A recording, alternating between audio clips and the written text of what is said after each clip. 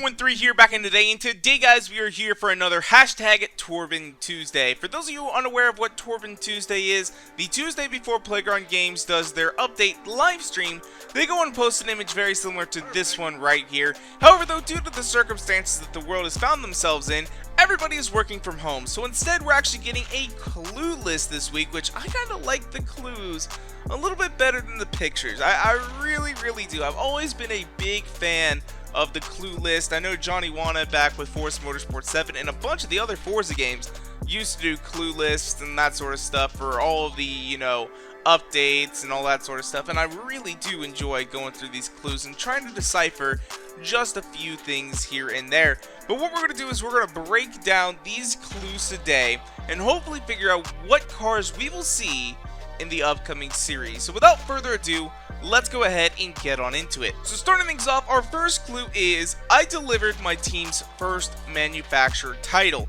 Now, this of course could mean a huge wide variety of cars, but we need to think about cars that are not in this game.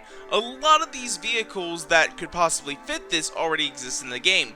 And out of the whole list so far of the cars that I looked at, nothing I found really could fit a Toyota vehicle. And more than likely, with Toyota now coming back into the game, we're going to get a Toyota vehicle of some kind. So I decided to go ahead and stick with Toyota, and a lot of people over in the comment section on Twitter were actually talking about the Toyota Celica GT4 ST185. And after doing some research, the Celica GT4 was the first Japanese all-wheel drive turbo car to win at WRC. Now that was the ST165. But in 1993, the ST185 came around and gave Toyota their first manufacturer win in WRC, and it was a very hugely successful car. I'm more of a fan of the ST205 myself. I've told you guys time and time again, I love the freaking ST205. I want to get one, but I will say, when it comes to the ST185, I love the pop-up headlamps, and I feel like the body is just overall a little bit more sleek. But the ST205, it does something for me. I don't know what it is, and it's not necessarily considered a pretty car amongst many of the general population, I will say. But honestly, I love the GT4s. I want to get a GT4. And the only way I'm going to do that is if I ever import one into the US, because the US doesn't get cool stuff. So we got the front wheel drive version, but we couldn't get the freaking all-wheel drive version, and we have lots of snow and off-road places, and we have rallies. So why couldn't we get this? I just don't know. I just don't know. But the exported ST185s from Japan that went to Europe, they only were able to come with wide bodies and flared fenders. But the JDM version, the ones that were sold specifically in Japan, didn't have these. Now you could get that as an option, but you could also get a narrow body version of the ST185. On top of this, it was powered by a 2-liter turbo inline-4, producing 222 horsepower. I want this car to come to the game so bad. Honestly, I think I was talking about it in actually my most recent Horizon Top 5s. I want the Toyota Celica GT4 now, and that one I did again, I talked about the ST205, not the ST185. But at this point, I will take any Celica GT4 that I can get, because I am absolutely in love with them, and I really want them to come to this game. So coming in at clue number 2, what we have is an icon across the desert, forest, and mountain. Specifically, I think that this is leading us to one particular brand of cars. Not a particular car, but a particular brand of cars. A lot of people I saw were talking about the 2004 Nissan Dakar, because it's an off-road vehicle. The problem is though, the Dakar really only qualifies in the desert category, because that's the whole point of the Dakar, was to create a desert rally race, you know, where you can go long distances, all that sort of stuff. You're not going to be running into anything. It's just a nice long race. And really overall, when you think about it, there's not a whole lot of trees in the desert. There are mountains, but there's not a lot of trees, so you're not going to have a forest. So that kind of throws out the Dakars. There was another option I did see people talking about, and that is the Subaru Crosstrek race vehicle that is also on the league list. I think that this could be a good option, but I don't think it quite fits this clue as well as one particular brand like I was saying earlier. And that is because it's not an icon. I didn't know about this buggy. I mean, it's a cool looking buggy, don't get me wrong, but it's not really iconic. You don't look at this and go immediately, oh, I know exactly what that is. No, you don't. But there is one particular brand that is specifically known for traveling off-road in desert, mountain, forest environments, and that is Land Rover. And I think that we are going to be getting a brand new Land Rover coming to the game. There are 3 on the league list. You have the Land Rover Defender PayPal Edition. You have the Land Rover Range Rover SVR, the 2018 facelifted version. And then we also have the Range Rover Velar. So, I'm kind of rooting for the Velar here because it's probably the most unique out of the 3. There is the 2018 SVR, and that is a facelifted version of the 2015 we already have in the game. Plus, as well, it did get an additional 25 horsepower, bringing the total to 575 horsepower from a 5-liter supercharged V8. This engine is also found in the Velar, however, though it only produces 542 horsepower, but that's really why we have, why we have upgrades. If we want to throw more power into it, we absolutely can do so. The SVR did get a couple of cosmetic upgrades, specifically in the grille and the headlights and on the hood. But ultimately, like I said earlier, it's the same car we already have in the game. So with the Velar being a little bit different, a little bit more unique, that is the one I'm kind of rooting for here, and I really do hope we see it. I know some of you guys out there, especially SUV haters, you're probably going to be like, man, I don't want a Range Rover. Fuck that. Get that out of here. I don't care about that. Well, I just need you to calm down, close your eyes, and just harness your inner soccer mom and just say Range Rover. And now you're okay with it. But let's go ahead and move on to the next clue. Clue number 3 is we are a rare breed. 500 strong. Pretty much what I'm kind of going for here is there are a couple cars on the league list that there's only 500 of them. But specifically they say we are a rare breed. Well, if we kind of replace the word breed with species and we are a rare species, specifically, there is a big cat here in North America that is threatened, and that is the mountain lion, also known as a cougar, also known as a Puma.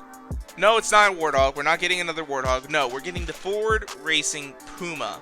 So, like I said earlier, it's a threatened species, which gives it kind of the rare breed. And Ford had planned originally to make 1,000 of these. However, they only ended up making 500 because they just didn't sell very well. They were front-wheel drive, they were coupe, they only produced 150 horsepower, and they were kind of pricey at the time at $23,000. Now, the thing is, though, is you could go to Subaru, and for $21,000, you could get a 200-plus horsepower Subaru Impreza with all-wheel drive. I mean, it just completely blew the Racing Puma out of the water. But I will say this, the Ford Racing Puma today is probably worth more than that Impreza, because they become a little bit of a collector niche, because you can see these going for more than they actually originally sold for now, which is kind of crazy to think about, and it's a Ford Puma. A normal, regular old Ford Puma, $1,000. But the Ford Racing Puma, for some reason, $20,000. I don't know. I really, really don't know. This car was basically doomed to the scrapper from the start. It was overpriced. It didn't necessarily fit where it needed to be. And its competitors were cheaper and ultimately better. But somehow 20 years later, people are like, I like that car and I'm willing to spend more money than I ever would have in the past on it. I just don't get it. I really, really don't. Granted, it is 20 years later, so maybe like back 20 years ago that was like $45,000 today. I don't know. Coming in at clue number 4, we have cheaply stripped out in fun, but only in white. And really, there's only kind of one car that fits this description, and that's the Peugeot 205 Rallye. Featuring a 1.3 liter, 102 horsepower engine. This thing is not very fast. It really is not. But what they tried to do here is they wanted to make a cheap, fast, fun car. Specifically to rival their own vehicle in the form of the GTI, the 205 GTI. What they did is they basically stripped out all luxuries from the base model.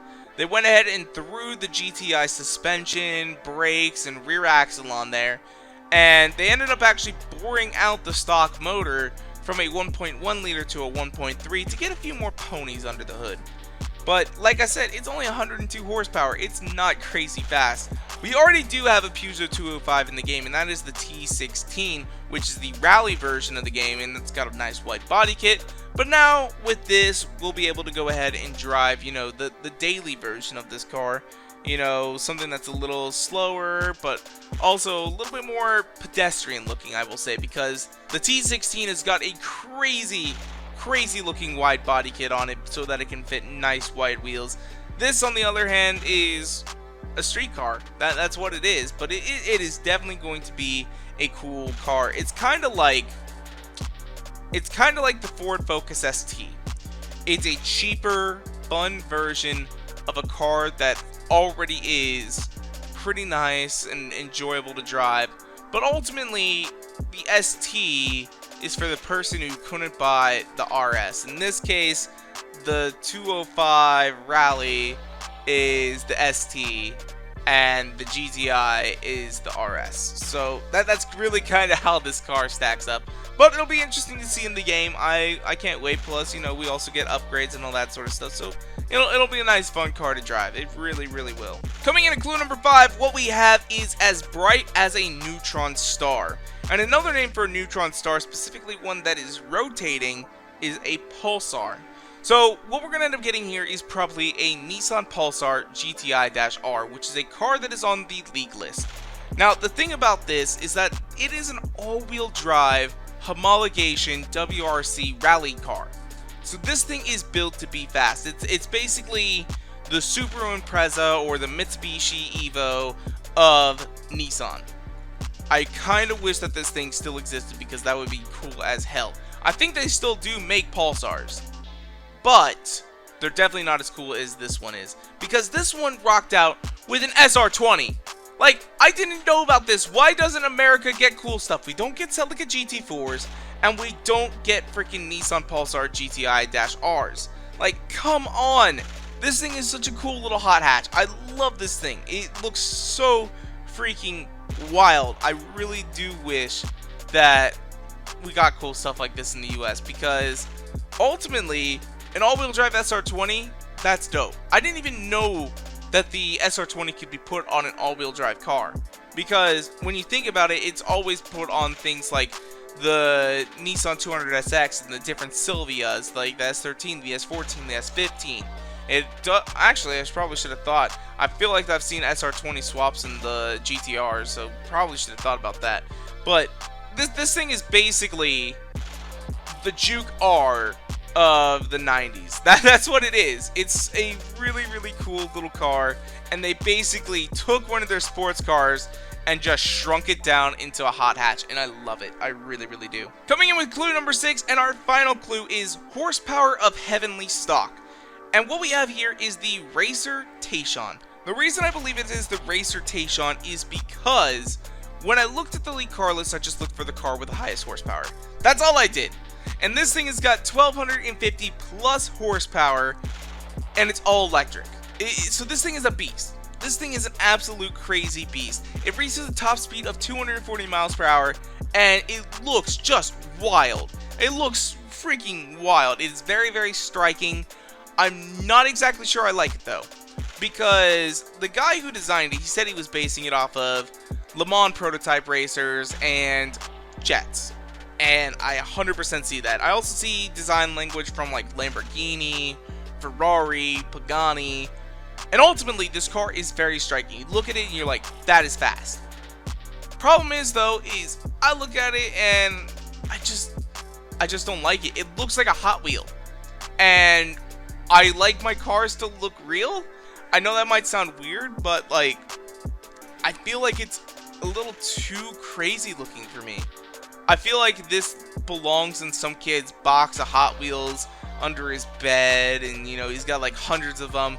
He doesn't own a single car that's actually real. He's just got a bunch of these crazy made up monstrosities in a box. That's what it looks like, but it's a real car. They built the prototype, they're working on a production version that's supposed to cost like $600,000 or probably more, but it's going to be an absolutely insane vehicle. So anyway, though, that's where we're going to wrap things up for today. Leave a comment down below and let me know which car on this list do you guys think is going to be the most likely, and which one is your favorite. I'm curious to hear what you guys got to say. As well, if you want to, you can follow me on Twitter and Instagram at twitter.com/Garrett413 and Instagram.com/Garrett413. And if you like this video, go and make sure to hit that like button down below for us, because you guys already know your support is so greatly appreciated. And make sure to subscribe for more videos coming out all the time. Thank you guys so much for watching.